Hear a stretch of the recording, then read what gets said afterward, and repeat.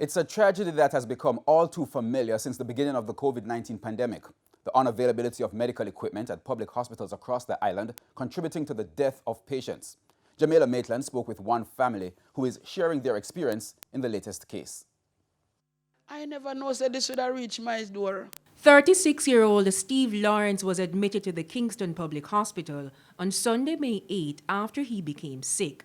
According to the family, he was unable to eat or drink. What the doctor was telling me, that he don't need it because they check his oxygen level and his oxygen level is okay. They bring specialists to check his throat so they don't see why he won't eat because nothing wrong with his throat. Soon, Steve was unable to breathe on his own. Text to his mother's phone Tuesday night showed that he'd become frustrated with the medical staff, who were upset that he would not eat. But according to Steve in his last messages, he couldn't. And on Wednesday, the family received an emergency phone call. The doctor called her one side and she said, "Your son need a ventilator." She said, "Your son need a ventilator when I have no ventilator." I said, "I don't know, send him to the hospital where he can get the ventilator." And so the hunt began for a ventilator. However, the only hospital that had the life-saving machine available was at the Cornwall Regional Hospital in St. James. But they were too late. Steve passed Wednesday afternoon. Why you never say you want the ventilator from the day before? The day when I'm dead at the time, you say you want the ventilator from Sunday, Monday, Tuesday, Wednesday, and in my balls and can't breathe. Ventilators have been in high demand since the pandemic started. The machines help patients with COVID-19 breathe properly.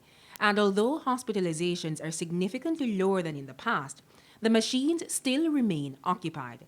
COVID-19 test results prove that Steve did not have the disease. Instead, he died from myasthenia gravis, a disease that causes muscle weakness. The test results were also revealed long after he died.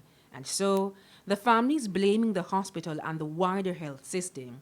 His mother, Sharon Muir, says her son's life could have been saved if he was able to access a ventilator.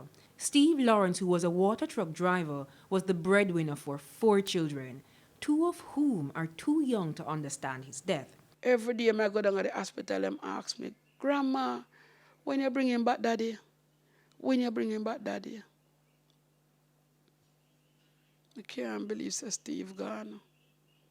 And the fact, say, I beg me for come take him. It's like me feel like I me neglect him. Because I should have go get him. Because I beg me for save his life. He said, "Madam, you're dead." Attempts to get a response from the hospital and the Southeast Regional Health Authority about Steve's case proved futile. The family, in the meantime, say they received his belongings. However, his phone was not returned. Checks to the hospital reveal the phone is missing. Jamaica Maitland, TVJ News.